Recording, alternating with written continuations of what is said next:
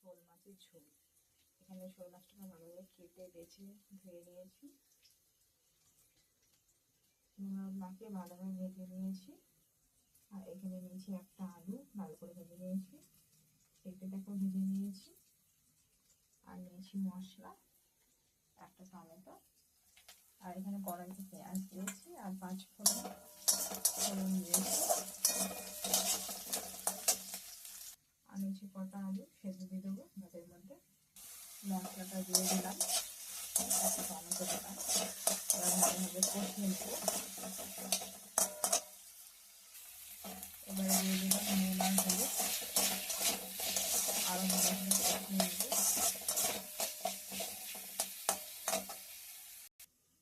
কে কে ভালোবাসো এরকম শোল মাছের ঝোল খেতে, অবশ্যই একটা কমেন্ট করে জানাবে।